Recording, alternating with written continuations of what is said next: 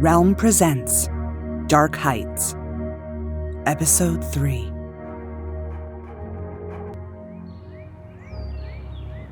Tess. The formidable front doors to arson opened silently outward at Lina's light tug on the brass handles. We went inside. The entrance foyer was an expansive circular space, crowned with an arching glass skylight high above. From both left and right of the main entrance, imposing staircases with ironwork balustrades swept up to a second floor. It felt like being in a cathedral, the way shafts of the late evening's last light fell through a hush of dust motes onto the black and white tiles of the inlaid marble floor. "Wow," I said. There was a large luminous painting facing the front doors, yet set back in the round foyer, equidistant from the flanking staircases. The painting was taller than me. It seemed to be more or less floating in midair, though when I came toward it, I saw that it was contained in a glass case suspended from nearly invisible steel wires that dangled from the ceiling. There was a row of lights set in the floor beneath it that gave the perfect illumination from below to balance the natural light from above. I was dazzled. Just wow, I said again. "I know, right?" Lina stood next to me, frowning. "Pretty fancy. Not much doubt you've arrived at the home of someone incredibly rich and powerful and impressive." "It's amazing." Depicted in the painting were two figures dressed in similar lavender-hued robes, a man crouched or slumped down on the left, entangled in the gnarled branches of a tree. White blossoms were bursting out everywhere around him, and a tall, lithe woman on the right who stood over him, holding a book open and away from his eyes while her face was turned so that she looked directly down upon him. "Edward Burne-Jones," Lina said, "is the artist. The Beguiling of Merlin, 1877. My father says it's the original, but I'm pretty sure the world thinks the original is in the Lady Lever Art Gallery in Liverpool, though maybe that's the fake one, who knows." She shrugged. "Anyway, it's Nimue, the Lady of the Lake, who's putting Merlin into his endless sleep after he falls in love with her because she's young and beautiful and he's Gandalf's age and girls never look at him anymore except this one did. Hey, maybe she loves old guys. Except no, she just wants to learn your spells, you fucking idiot. And now that she's got some power, here she is with your wizard's book putting you to sleep. And oh, guess what? That means King Arthur makes really terrible decisions without you, and Camelot is pretty much doomed now, just because you're a creepy ancient bastard." "You've got some opinions about that story," I commented. Maybe it was a trick of the lighting and the angle from which I was looking at the painting, but the perspective seemed to shift depending on where I focused. Viewed as a whole, they appeared to be looking right at each other, but when I focused on the figure of Nimue, she definitely seemed to spring into the foreground while Merlin receded into the background. "Yeah, well," Lina was saying, "it's always the way tragedies are constructed, all the way through history. Old men are foolish when they should be wise, young women should be innocent, but they're evil." "Speak for yourself," I said. "I'm pretty sure I'm not evil." She shook her head. "No one actually thinks that they're stupid or evil. That's decided by other people, those who come after you." We heard voices just then. Two men were coming down the left-hand staircase. Since Lina and I had been drawn toward the painting of Nimue and Merlin, we were partially hidden from view as they descended. I found that I knew one of the speakers. I recognized his laugh. It was Devin Hanlon, the TV actor. "You're not wrong, Severin," he was saying to the other man. "We can't invite the Arts Nexus people. They ruin every event in this town." The other man spoke with a cultured European accent in a rich and mellifluous Jeremy Irons voice that made me want to close my eyes and listen to him read poetry for days on end. "As long as you're sure, Devin, that the Wellness Center won't get in trouble for slighting the Arts Nexus." "I'm not sure I care," Hanlon replied. Their footsteps approached the bottom of the staircase. "It's a gala for the benefit of the Wellness Center, and we'll damn well make sure we want who we want here that night." The two men emerged from the staircase and moved into the middle of the entrance foyer. Lina stepped forward. "Father," she said. Devin Hanlon jumped back as if he was about to be attacked. The look on his face, I had to suppress a laugh. The man next to him, however, turned toward us without surprise, as if he had known all along that we were there. My God, I thought. He was unbelievably handsome. His hair was graying at the temples, and there were lines at the corners of his eyes, which made me think he was likely in his late 50s or early 60s, yet his physique underneath the bespoke Armani shirt and slacks was more Greek god than senior citizen. "Why are you hiding back there, Lina?" her father said. "We weren't hiding," she said. "In fact, we just came into the house. I wanted to introduce you to my new friend. This is Tess." Her father stepped forward and held out his hand. He wore a gold watch that looked like it was worth more than most houses in Park Heights. I shook his hand. It was cold. The grip of his handshake was nearly painfully strong. "It is a pleasure to meet you, Tess. An unusual thing to see my daughter with a friend in tow. You may call me Marius." I found myself speechless. I was stunned by self-consciousness and the fear of sounding crass or uncouth before this distinguished man. Then I saw that Hanlon was looking at me with one eyebrow raised. "Tess," he said. "Kind of a surprise to see you here." "Yeah, me too."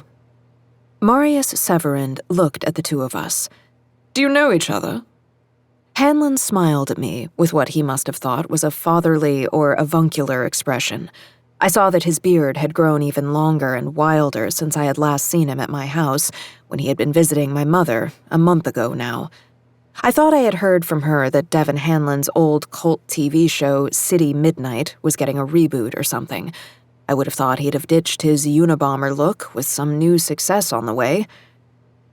"Devin and my mother have known each other a long, long time," I said in reply, as Hanlon was apparently still deciding how to frame his relationship with me.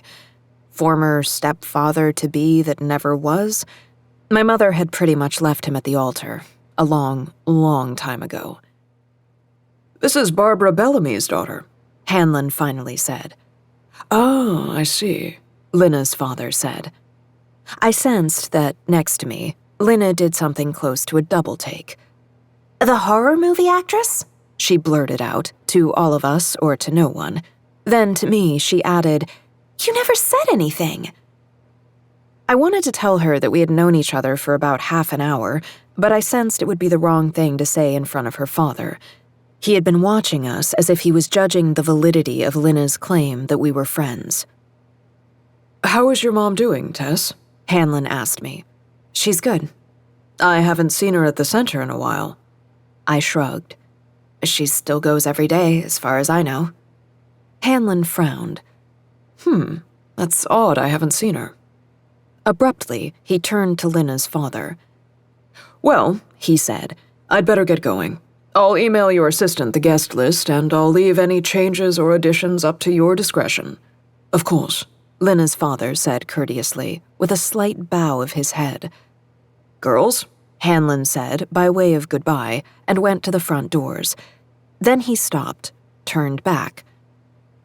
"For the record, Marius, your daughter would be hard-pressed to find anyone in Park Heights who's half as nice as Tess Bellamy." "Thank you, Devin," Lina's father said.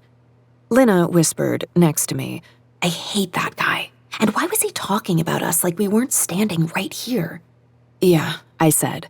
"I know what you mean." Lina's father had turned back to regard us. He was much taller than either of us. "So there's going to be some kind of party here?" Lina asked him. "A fundraiser for the wellness center?" "Unfortunately, yes." "Sounds mind-numbingly stultifying." "I'm sure it will be." Lina's father suddenly snapped his arm out in a gesture that made me think, for just a second, that he had intended to strike Lina with the back of his hand, except the gesture ended with his hand stretched out, palm face up, the way you would approach a spooked animal. Lina responded by moving into his reach, and he enfolded her in a hug. Then, with her father's arm around her shoulders, Lina turned so that both of them were looking at me. "I like her," Lina said. I see that. Can I keep her? She's not a pet. Lina extracted herself from her father's embrace. Come on, Tess, she said, and she took hold of my hand. I'll take you to the library. I guess I'd better introduce you to my brother as well. Lina, her father said, his voice snapping like a whip. Both of us froze in place as if we'd been caught sneaking away. Lina turned back to him and said, with a suddenly undisguised snarl of resentment, What is it, Dad? You and I will have a conversation later about unsanctioned trips to town. What the hell, I thought, and I nearly spoke up to him, despite the authority he carried in his bearing, in his voice. Lina squeezed my arm as if she knew what I was thinking and wanted me to stand down. As you wish, she said quietly. Then she led me away. We went past the left staircase, through a door, entering a long hallway. I told you, she said. My father's strict. Sure, but you didn't do anything, I said. I broke a rule. It's okay, though. It's nothing. She looked over at me, and I could plainly see she was trying not to be upset. There was a truth here I didn't understand, and Lina wanted only to hide it from me. Our steps echoed on the hardwood flooring in this wing of the house. We passed rooms that I glanced into, a storage room, a broom closet, a security room where an empty swivel chair sat in front of a bank of monitors showing the manor and the grounds, and then Lina opened the door at the far end of the hallway, and we came into the library. Floor-to-ceiling bay windows looked out over the lawns in front of the manor, now twilight dark. The library was a spacious, open room with a high, vaulted ceiling. There were several of those long tables you might see in an old public library, with green-shaded lamps set before each chair for night reading. All along the walls opposite the towering windows were rows of bookshelves. There was even the requisite wheeled stepladder for reaching the books shelved up high. It felt to me like the library was a copy of another room in another place, a reading room situated somewhere scholarly, like Oxford or Cambridge. Someone was sitting at one of the tables with his back to us. As he rose from his chair, he eclipsed the light from the shaded desk lamp behind him, becoming a silhouette. Then he moved forward to meet us, coming into the light from the hallway. I drew in a breath. Lina's brother, it was him unmistakably, was such a close copy of Lina, the effect was unsettling, as if her own sharp-edged beauty had always held masculine qualities, while his intelligent good looks carried a certain feminine gracefulness. It hadn't occurred to me that they might be twins. His eyes were the same dark brown, even darker. I found them harder to read than Lina's. Moron, Lina said to him. It's your lucky day. I brought a girl into the house. No shit, he said to her in a voice that suggested he was bored by her sarcasm. He turned his eyes to me. I'm Will, he said simply. I'm Tess. Guess what? Lina broke in impatiently. Barbara Bellamy is her mom. Will looked back at me again, mirroring the double take Lina had performed earlier. Really? He grinned at me, and it was a genuine thing, not the strange, almost hostile kind of smile that Lina had perfected. Barbara Bellamy? Like from Almen auf der Nacht's movies? Almen auf der Nacht was the bizarre German director who had made all of the insane horror movies, I couldn't watch any of them, that my mother had starred in, until he was murdered in 1997. Yep, that's her, I said. And me, her daughter. I love those movies, Will said. Incantation, that's the best horror movie of all time, easy. To be honest, I said, I'm not really a fan. Will had leaned back against the table and was looking at me closely. I can see it. Now that I know, you definitely look like her.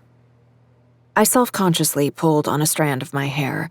My mother and I had exactly the same straight black hair, and she had been considered somewhat of a sex symbol for it in the late 70s, early 80s. Especially when you draw attention to the hair like that, Will added. Lina interrupted again. We're going out tomorrow night, together. We're going to get drunk." It looked like Will suppressed a laugh. To me, he said, "Is Lina paying you to hang out with her?" Lina had gone over to the table where Will had been seated. She ignored her brother's remark. "What are you reading, anyway? This book is ancient." She read the author's name. Thomas de Quincey. "Oh, look, you highlighted a sentence in this probably extremely valuable first edition, which is now worth nothing."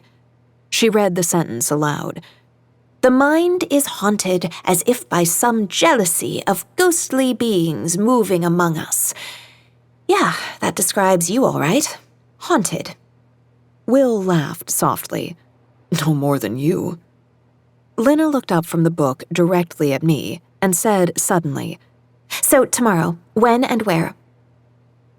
I found I was having a hard time keeping up with these siblings. It seemed to me that with both of them, their minds leapt across the gaps that opened between an ordinary person's one thought and the next. I started. "Well, why don't you meet me at Crazy's after my shift? 5 o'clock? We can get some food. I'll figure out something for us as far as booze goes." "Sounds great," Lina said, without any enthusiasm. Was she worried she wouldn't be allowed to come? Will said, "Here, Tess, I'll walk you out. Don't want you to get lost." Okay, I said. Will was moving quickly to the exit of the library. I followed him as if swept up in his wake. Lina stood at the table, looking down at the floor. I turned and waved at her and said, "See ya." She didn't even look up. It was like she'd been turned off. I had fallen behind Will as he led me back through the hallway to the front entrance. He glanced over his shoulder at me, then slowed down. When I caught up, he said, "You really don't like your mom's movies?" "They're way too intense and dark and weird for me," I answered. "Does she know you don't like them?" I doubt it would matter to her. "That's an odd thing to say." He looked at me. "And you're really going to spend time with Lina? Of your own free will?" "If she can get a day pass out of this place," I said sharply. Will shook his head. "I don't know what she's said to you, but I'm sure she's framed it with as much melodrama as possible." I felt a surge of protectiveness for Lina. It seemed to me that here in this house, she needed someone to defend her. "If you really want to know, I'm looking forward to getting to know her. I think we'll have a great time." "I almost want to join you, just to see what happens to Lina after a few drinks. I think she'll talk at you twice as fast." Then he stopped me with a hand on my arm. We were at the end of the corridor. "Look, we tease each other, sometimes a little too much, but she's my sister, and she's not like other people. She's vulnerable. I just want to make sure you're not here to ingratiate yourself with the wealth you think you see here." "What?" I said, hearing an edge of anger in my voice. "That doesn't mean anything to me. And if Lina's so vulnerable, whatever that means, why was she out tonight with some complete pig asshole? If I hadn't happened to be there, who was going to look out for her?" His face darkened. "Is that what was going on tonight? Who was she with?" "I don't know who it was," I said. I wasn't exactly lying. After all, I really didn't know the guys Lina had been out with. "All I'm saying is that he wasn't the greatest guy from what I could tell." "Was it Zach?" he said. I had a moment of confusion. Zach was the friend, or had I got that wrong? No, Lina had been on the date with Dylan, I was sure of it. Will said, "It was Zach, wasn't it?" I decided not to try to hide anything. I wasn't good at it, and it didn't feel right. Zach was there. I'm not really sure what was going on, but her date wasn't with Zach, it was with Dylan. "I don't know who that is." "But you know Zach." "Yes." "And you didn't know Lina was going out with Zach's friend?" "Why would she tell me that?" I shook my head. "She needs to stay away from those guys. That's my feeling." Will's expression was grim. "I know Zach well. We used to be friends, but not for a while now." He took in a deep breath, then sighed it out. "You can't trust him." "You guys are seniors?" I asked him. He nodded. "But not at Pally High, I'm guessing." "We go to a private school in Bel Air." Of course you do. Will opened the door to the entrance foyer, and we crossed the circular space, passing by the painting of Nimue and Merlin on our way to the front doors of the house, which stood wide open. A strong spring breeze had woken up in the twilight, and I shivered from the chill air streaming into the building. I realized that I thought of this place, Arson, in those terms, as a building, more like a museum or gallery than a place that people lived in and called a home. I turned at the threshold. You said that Lina is vulnerable. Why? What is it exactly that's going on? I want to know. Will's very dark eyes were still unreadable to me. It's nothing. We're just not used to people from out there, he gestured past me, finding their way in here. He started to pull the front doors closed, then he paused. You know, I take it back, what I said earlier. You said a lot of things just now. I started by telling you that you look like your mom. You do, obviously, and she was amazing in those old movies. She had a quality that no one else did. But you, Tess, she's got nothing on how beautiful you are.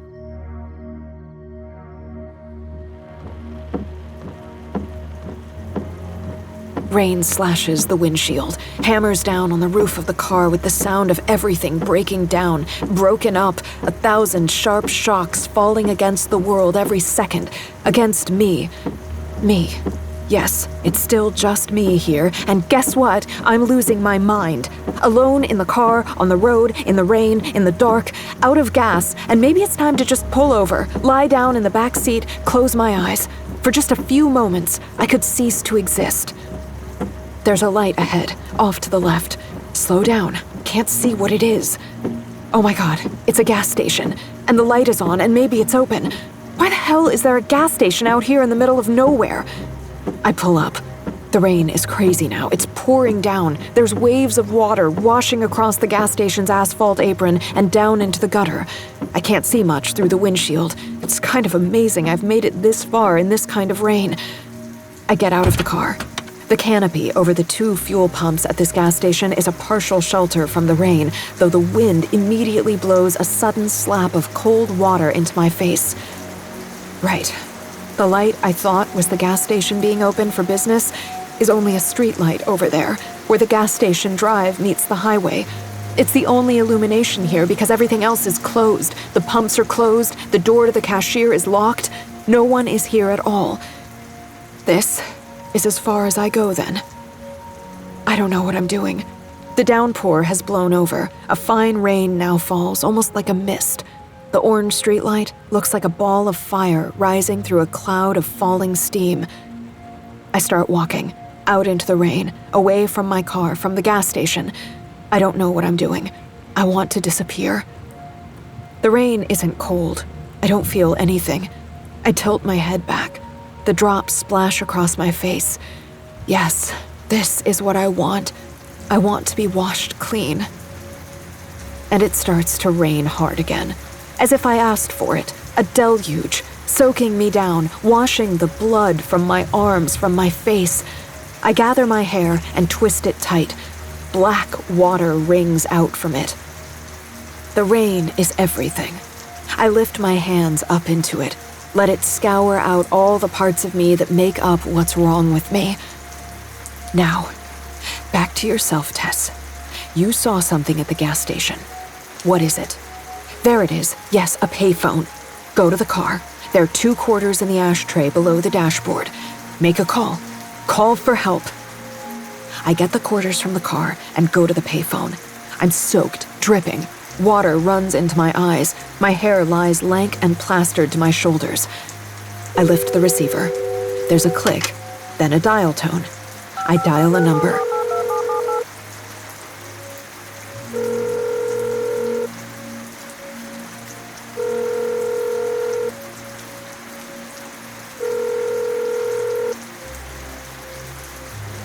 After 4 rings, I thought it would ring forever. Then he answers. I can't even speak at first. It's almost as if my voice is damaged. There's a rasp and a catch, and then words come out in a storm and an outpour. I'm crying. I can't stop crying.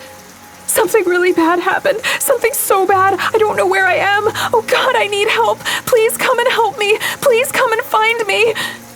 Tess? He says. Yes, it's me. It's Tess. Are you all right? No. I can't tell if I've done the right thing, calling him. Maybe I shouldn't have. Maybe I should have just kept walking out into the rain, into the dark. What am I going to tell him? The truth? He doesn't know anything. He's not part of anything. How can I protect him from the truth? Tess, are you there? Yes. Don't worry, I'm here. I've got you. I'm here to help you no matter what. I knew he would say something like that. Maybe I just needed to hear someone say something like that. Please come and get me, I tell him. I'm alone out here. I need your help. I need you, Zach.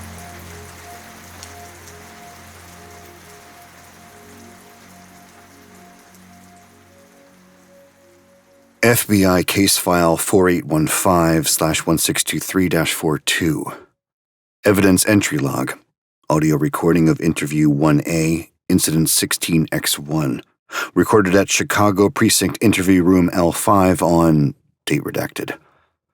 Subject Malia Johnson, waitress, 27, employed at Casey's Midtown Diner. Interrogator Special Agent Juan Garcia Madero. Supervising Division 13 Liaison, name redacted. Fast forward 12 minutes 36 seconds. They just started shooting. I thought it was bombs going off. All these explosions, it was so loud in there. But I saw their guns. I saw the fire coming out of the guns. Ms. Johnson, I know this is difficult. You're doing very well. You're a strong person. You are. And just now you said that they started shooting. Can you clarify that, please? The man who came into the diner. How many men was that? I don't know. 3, I think. 2 of them stayed right at the front door, and one of them came in, walked toward me. I had a tray of Cokes I was taking to table 8. Was that the table where the man in the nice hat was sitting? No, he was at table 2, up near the counter. It's a booth by the windows. Tell me what happened, step by step. 2 men were by the door, and the third one came toward you. Yes, and the man who came toward me looked over to my right. I think he saw the man who was at table 2. I think the man with the guns were looking for him. And then what happened? It was almost like I dropped my tray before the man in front of me took his gun out and started shooting. I mean, I'm not really sure, but I think I dropped the tray before, and the Cokes on the tray tipped over and fell off. And then all the guns were firing. Oh, God, there were customers. There were people in the booths, and people were falling out of the booths onto the floor. But I was down. I was down on the ground because the tray fell and the Cokes fell and Coke went everywhere. Miss Johnson, it's all right. You've been through something horrible. Something no one should ever have to go through. Take your time. Before we continue, I want you to know that you are a brave person. And the work you're doing right here, now in remembering what happened, well, it's going to ensure the men responsible for this will come to justice.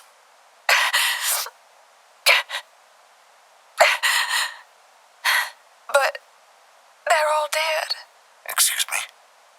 All the men. They're dead. Didn't you find their bodies? I'm afraid that's classified. I don't understand. All the gunmen were killed. I saw it. Please, describe what happened. I can't forget it. Something came through the window, right at Gabriel's table. Why did you just call him Gabriel? That's what he said his name was. Miss Johnson, you didn't tell me this before. I must have forgot to. It's all right. All of it's all right. But we're relying on you, Ms. Johnson, to tell us the whole truth about what happened. I am telling the truth. I just forgot that part. Am I in some sort of trouble now? Not at all. No. All right. When did the man at table 2 tell you his name? When I brought him a coffee, he said he could tell by my accent that I was from Louisiana. I see. And he said it was lovely to meet a nice young woman from back home. He wished me a happy new year, and I said it wasn't the new year for a few hours yet. He laughed, and he asked me what my name was, and I told him, and he told me his. I said to him that he was a proper gentleman, and I told him I missed the manners of the South. I said it was cold in Chicago, and I don't mean the weather, and he laughed out loud. I thought he was just like one of my uncles, Uncle Ray, who passed when I was 11. Now that I think about it, he was so much like Uncle Ray, he even looked exactly like him, and his laugh was the same laugh. Let's continue with the events of the shooting, if you feel you can continue, Miss Johnson. I'm all right, yes. You said that something came through the window of the diner, right at table 2. That's right. I was down on the floor, but I could see between the booths, and I saw the glass break. I saw all the windows along the side of the diner exploding, and I thought it was from the bullets of all the guns going off, but then I realized that something had come through. Something landed inside in front of Gabriel, and shattered glass was in the air all around it. Describe what you saw, please. It's hard. I'm not sure. I thought it was a man, but it was bigger. You're going to think I'm crazy if I say what I saw. No, Miss Johnson. It's extremely important that you tell me what you think you saw, no matter how strange it is. It was... Well, it might have looked like a man, but it wasn't a man. I'm sure of that. It was something else. Some kind of animal. It stood in front of table 2, and I saw bullets hitting its chest. And then it jumped right over me, and the man with the gun, the man who had walked toward me at first, all of a sudden that man went right through the side of the diner and flew out into the street. Dead. And I looked away. I put my face down and covered my ears because there was screaming, and there was another sound, a ripping sound, and the other man with guns were dead. And I opened my eyes and looked around because it was all real quiet now. It was all over. It was all over. Did you see the man at table 2? He was gone. And the thing that came in through the window, it was gone. And I walked out of the diner. I walked into the street. You were in shock? Yes. I kept walking. You were found at your apartment. You walked across the city to get there. I saw him again, Agent Madero. You saw Gabriel. I forgot that I saw him again. I forgot until just now. Where did you see him? It was like he was waiting for me. I don't know where I was. I was just walking. There were people around us on the sidewalk. He came out of the crowd. He took hold of me. He put his hands on my shoulders. And you felt threatened? No, Agent Madero, I felt safe. He said, "You'll be fine, Malia." And I just closed my eyes and fell asleep right there, standing up. I just passed out. And I woke up in my apartment. The police were knocking at the door, but I don't remember how I got there. Yes, it would appear that the man at table 2 took you back to your apartment. Agent Madero, may I ask you a question? Of course. It's him you're after, isn't it? Gabriel. Miss Johnson. Were the men that were shooting at him, were they from the government? Miss Johnson, that's classified information, but let me assure you, it would be extremely improbable that anyone working for any agency of the government would open fire on civilians in a diner. But why are you after Gabriel? He helped me. He's a good man. I know that he is. No. No, he is not a good man. No matter what happened in the diner or after, he is not a good man.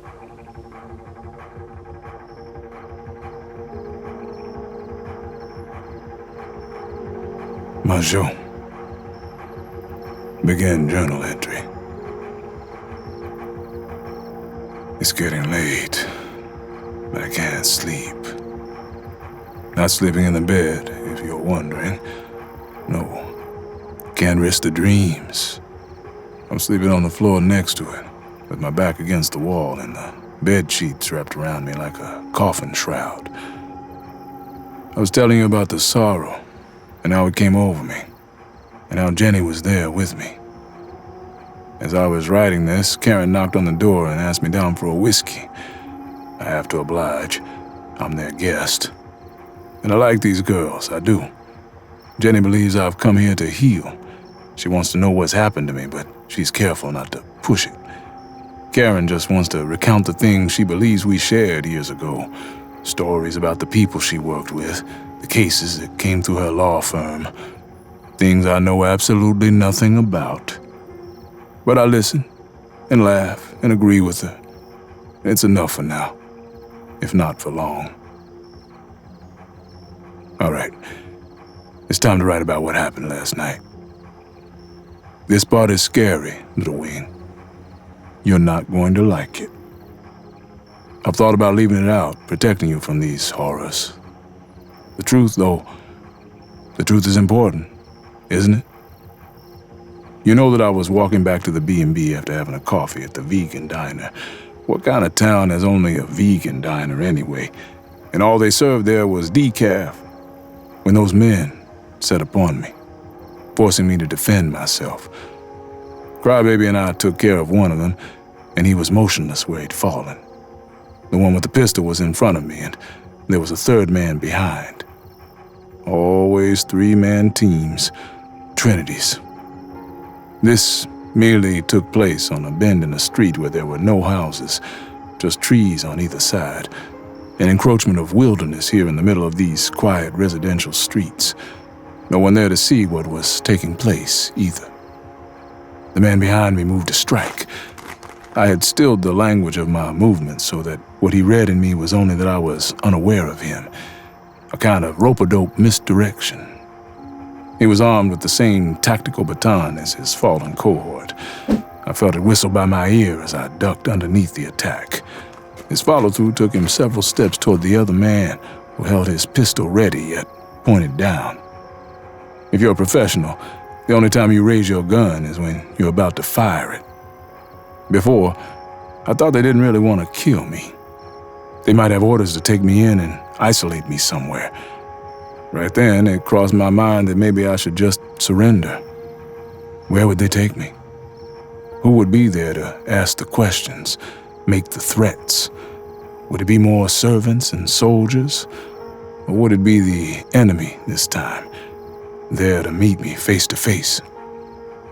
The man with the pistol nodded his head. Yes, sir. His lips moved to say. He must have had an earpiece, must have been given a command to change the parameters of the conflict. Sure enough, his arm lifted and the pistol leveled the open O of its muzzle at my heart.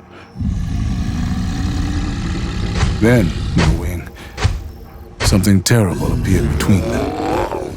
It came from the copse of trees at the side of the road, hidden all this time, now burst from concealment. It was murderously swift at its bloody work. The remaining two men of the Trinity were hopelessly overmatched. An arm had flopped to the ground in front of me, spouting gore from the torn shoulder joint. Then there was an appalling scream of agony, choked suddenly short, that diliquesced into the quiet, gurgling sounds of life pumping out, slowing to a stop. There it stood. It was a thing that looked like a man. Its arms were stained red up to the elbows. It wore clothes in close semblance of what we might wear, with mistakes. Jeans that were ripped and caked with stains and dirt. No shoes over the black feet.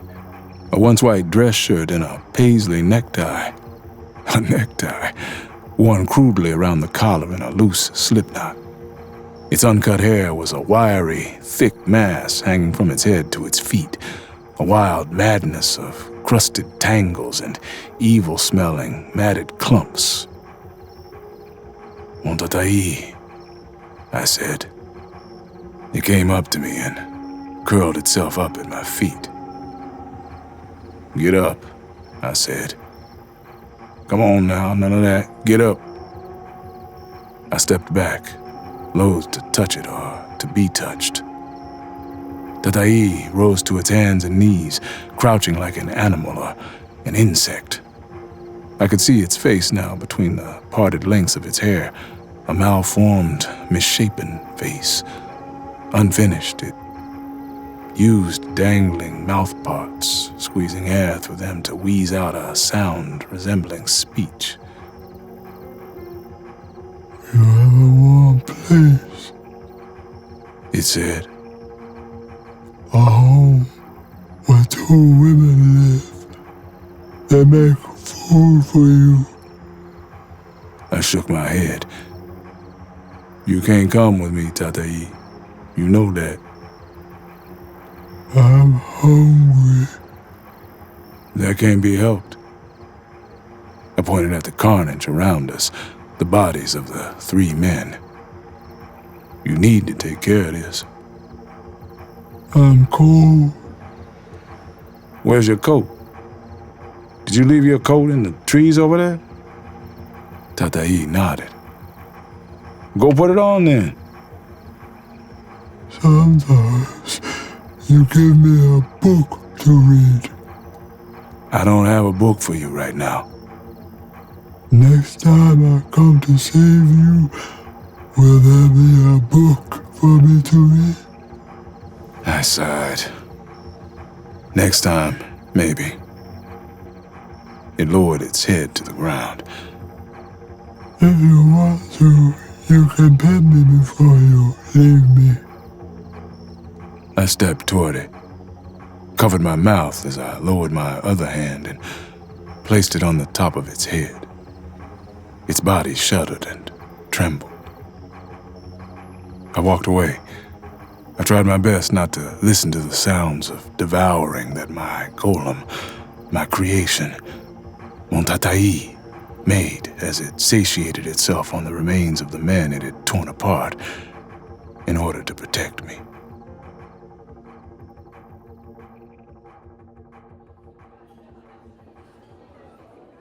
New journal entry. I neglected to write about the most important part of last night. Before the men attacked me, before Tatai finished them off, I'd been at the diner, the vegan diner. Crazies. It was an odd place, I thought.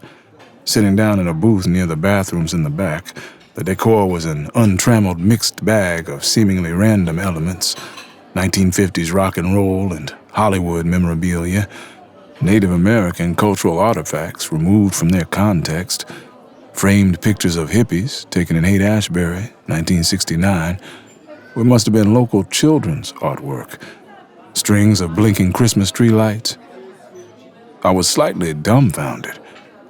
Then I took the menu from its wire holder on the table next to the homemade ketchup and hot sauce. Every food option was vegan. Crazy's jumbo smoothies are the best in the land was written at the bottom of the menu. I had a small amount of money left. I would not be spending it on a jumbo smoothie. It was almost midnight. For the late hour, there was a good crowd at the diner. A few couples working on dishes that admittedly looked delicious, heaped in sizable portions on the plates. A throng of school-age teenagers pretending disaffection. Others in their 20s talking rapidly and laughing loudly into the spaces between total absorption with their smartphones. As I looked around the place, a man who had been seated by himself near the door rose and left his table, and the fluorescent lights in the diner reflected with a flash from the round lenses of his glasses. I sighed a long sigh. The sorrow had gripped me the night before, and I had slept only fitfully afterward, waking well past noon the following day. In the hallway outside my room in the B&B, I heard Jenny telling Karen to let me be, give me space, let me sleep. And truthfully, I was grateful to her for it. I managed to make an appearance for the reunion dinner Karen had made for us, but I slipped away in due time, deciding that a walk in the cool evening air would help me overcome the aftershocks and echoes that the sorrow always left behind. My long walk took me down many of the green streets of Park Heights, and at last, perhaps inevitably, to Beach Boulevard, where I saw that the diner was still open. So I went inside. At my table near the back, by the bathrooms, I sipped on decaf and gazed through the window out into the night's deep darkness. I felt the weariness and tightness inside me lengthening, dissolving into the space provided by sitting in a public place, drinking coffee, even if it was decaf, listening to the susurration of the many conversations going on throughout the place. As I often do in moments of relaxation, inattentiveness, I produced my deck of cards and worked them onto the table, not to form a pattern or catch the magical energies of the locale, instead to extend the randomness of my disassociated thoughts, to peel away the weight of one thought so that another might take its place, and another. A girl went past me to the bathroom. I took no notice of her. There was no reason to. The cards had flipped. Their tarot suits looked up at me, asking me to read them. I resisted them, not moving to take them off the table, not moving at all, frozen for a moment in hesitation and reluctance. I didn't want knowledge. I didn't want fortune. I didn't want to stay in this town. I didn't want to read the future of anything. Look at those cards. It was the girl who had gone past me. She had returned, and now she stood at my table. "They're incredible," she said. "No, really, they are. You know what? I'm gonna sit down. I'm drunk and I'm sick of standing." The girl slipped into the booth opposite me. I looked up from the cards and I saw who she was for the first time. Fear and a strange thrill went through me. It was the young blonde girl I had been dreaming of before I came to Park Heights. "I'm Lena," she said. "Did I say that I'm drunk? I've never been drunk before. Everyone thinks it's really fucking hilarious." "Lena," I said. "Yep, that's me. I've never seen you around town before, but I don't know anyone." Her eyes were drawn to the cards again. "Are you doing readings over here?" I shook my head. "No." "Will you read my future?" There was a spark of energy that surged between my fingertips and the cards, a force more than magnetism or inevitability. I would not be able to stop. I was shuffling the deck. This was everything that I didn't want. And I was helpless now, caught in the nexus of power that had suddenly formed between the girl, Lena, and me, and my magic. "Only 3 cards," I managed to say. "I'm sure," she said uncertainly. My hands moved as blurs across the table. I weaved each card through the deck a dozen times in a few seconds until the moment split and asked me to deal. Then there were 3 cards, face up. 3 arcana. "Well," the girl said, "my future looks pretty shitty." She pointed at the last card of the 3. "There's lots of, death going on there. It's the end of the world." The card depicted a walled medieval city on fire in the distance, with tilled fields in the foreground filled with the bodies of men and women, reaching up with elongated arms to the starless night sky. "Is that a real tarot card, and this one's the Fatal Queen?" I said. In the card, there was a beautiful, wrathful woman on a throne, her hair unbound, holding a sword in one hand and a wand in the other. And there were broken crowns strewn at her feet. "How about that one?" The mirror. There was an oval pool of silver water around which grew 5 symmetrical golden flowers. On the surface of the water, there was the reflection of a person, indistinct, little more than a shadow. "Your cards are really weird, aren't they?" she said. Little Wing, I looked into her eyes and everything came together. My hands trembled on the table. Reality tumbled. I could see what the cards had revealed. The mirror, the fatal queen, the end of the world. I saw the eventualities as they unfurled in the future. They were terrifying. The girl in the booth with me. Did she know? How could she know? Our futures were bound. I had been dreaming of it already. One of us would die. One of us would live. This little slip of a teenage girl and me. Would I be the one to cause her death? Or would she cause mine? I couldn't see separate fates for us. I couldn't see who it was that lived on because the other did not. A time was coming to us, a moment in which I would only remain alive through her death. Or she would choose her life, and it would kill me.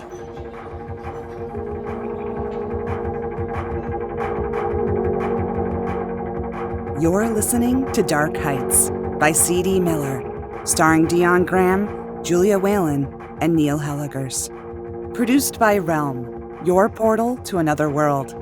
Realm, listen away. Dark Heights is created and written by C.D. Miller. It is produced by Haley Wagreich and executive produced by Molly Barton. Audio production, sound design, and editing by Amanda Rose Smith. Original music by Chris Miller.